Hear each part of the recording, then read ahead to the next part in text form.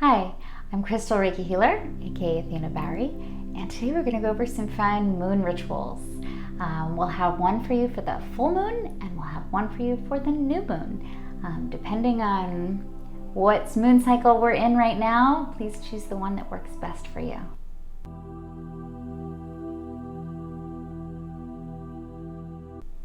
So for both the full moon and the new moon, you want to start with your paper and pen. I really like to use blue ink. I feel like that helps open that throat chakra, so you are speaking your truth and you are speaking from a place of love and what you actually mean to say. Intention is key when you're working with any kind of ritual.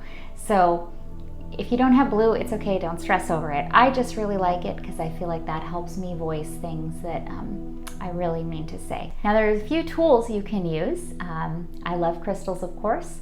For the new moon, I really like to use selenite. I feel like that kind of shields out anything negative that might come in, and like negative thoughts.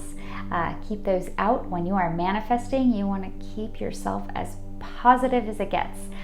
Put out that positive vibe, and then you can receive your positive vibes. An intention candle is a really great tool for moon rituals or any ritual. Anytime you are doing some manifesting, you want to use an intention candle. They really help. So what is an intention candle? Well, it's a candle that you have put your intentions into, and as you are thinking these thoughts, mind you want to always start with a fresh candle. Once you've set an intention on a candle, you can keep using it for that same intention. But if you're starting with a new intention, new candle, very simple. You can choose any color that you like. The most available in stores is probably white. But if you find some other ones, those little tea lights, those are really great for intention candles too, and they're short and it's like a fast burn, quickly getting that energy out there. If you have something that you've got like some long-term goals, maybe you want to use a bigger candle. Either way, what's really cool is you can use that same pen that we're going to use for writing things down. You can use that on your intention candle. Just pop it open and go ahead, start with your name. And that way you are deciding this intention is for you. You are claiming that candle with your name. And then you're going to write down on that candle anything that you are wishing to manifest or bring into your life. So after you've decided what your candle is going to be for, you can go ahead and make this part of your sacred space. So when you're doing a full moon ritual or a new moon ritual, you want to create your sacred space. Now that doesn't mean that you need a big giant room. It doesn't mean that you need a really creative altar, even though they're really fun and they're nice. You don't even need a crystal grid. You just need your little space wherever you're sitting. It could be in your car, it could be outside, it could be on your patio, your balcony, in your room, whatever works for you. But take that moment and just tune into yourself. Give yourself some gratitude for allowing yourself the space and the time to do your ritual. And then tune in and go ahead and light your intention candle, holding the intention in your mind. One of the things in creating sacred space that I find helpful is deciding, this is my space. This is my space free of all distraction. This is where I'm going to focus my energy, and any negative thoughts and any other distractions are melting away from this sacred space. Once you've done this and you've lit your candle with your intention in mind, go ahead and get that pen and your paper. I really prefer to write these things down. I feel like it helps get them from your mind and out into the physical world. If you are in a bind and you don't have a paper and pen, it's okay, all is not lost. Go ahead and talk to the moon. That's just as well too. It's all about intention. I just find that it is easier for us to get those thoughts out of our mind and we write it down. This also gives you kind of a new perspective, because now these feelings or these emotions, or if you're doing full moon, you want to release, you are already taking an action of pulling these ideas and these thoughts and these emotions, and you're putting them outside of yourself. And that's kind of like the beginning to manifesting and releasing. Now, there's a couple ways we can do this. For the new moon, you want to focus on what you want to bring into your life. You are manifesting during a new moon. So if you look at the moon, it's, there's no light. It is empty and it is ready to fill in the energy of whatever it is that you are trying to bring into your life. So whether that is success or love or money or health, go ahead and write those things down on your piece of paper. I really like to keep the paper that I've written down my wishes and my goals, my dreams on, and keep them with a piece of selenite for that, keeping them clear and whole just on their own with no other outside influence. Selenite is great for that. Go ahead, and I like to put that under my pillow and keep it with me and even read it each day, and I keep that until the full moon. If you're doing a full moon ritual, you will want to write down all those things that you are ready to release. Even if you don't think you're ready and you really want to be ready, that's okay too. Go ahead and write those down. You're going to write down all these things, like it could be impatience, it could be tardiness, it could be anger, it could be fear, it could be one of the things that I wrote down on my recent full moon rituals was to not take things personally, to remember that whatever people are going through, they very often project those feelings onto us. In fact, we kind of all do it, actually. But my goal was, I'm going to release this emotional response to other people's projections. Let that go, because I get emotional and I get upset and I'm like, what did I do? And it was just to remind myself, it's not what I did, it's what they're going through, and they're allowed to go through that, but I don't need to take it personally. So if you're continuing with your full moon ritual, one of the things you'll want to have with you too, and I'll have like a list at the bottom here so you have it outlined. You'll want to have your a little pot, like a little, like those Turkish coffee pots are really great, or the little pots that they use for melting butter, or even if you just have a small saucepan, like those are all great. You want something safe for fire. The last thing we want is to have a blaze going on. That just kind of kills the vibe right there. So go ahead and get your little saucepan. I really like to use some Epsom salt, but you can also use just regular table salt.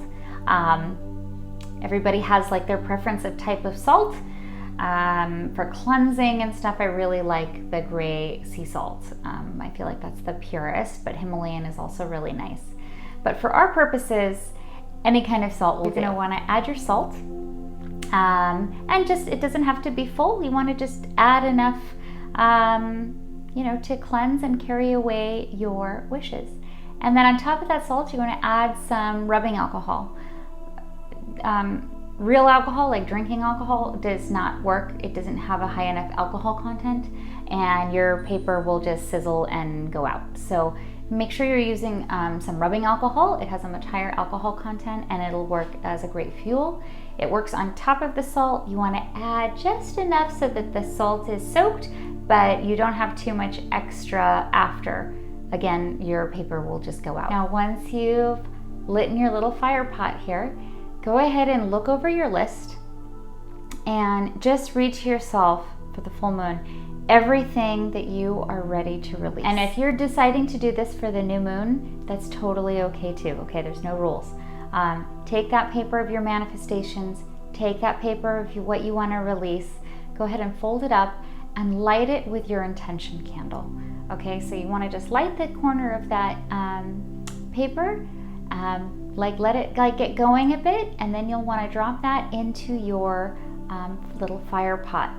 And then from that, you'll see the flames get bigger. And then I want you to take a moment to really visualize all these things that you wrote down on that paper. Visualize them rising up and out into the universe so that they can transmute, so that they can heal, so that the universe can return them to you in divine timing, what it is you're asking for in terms of receiving or releasing.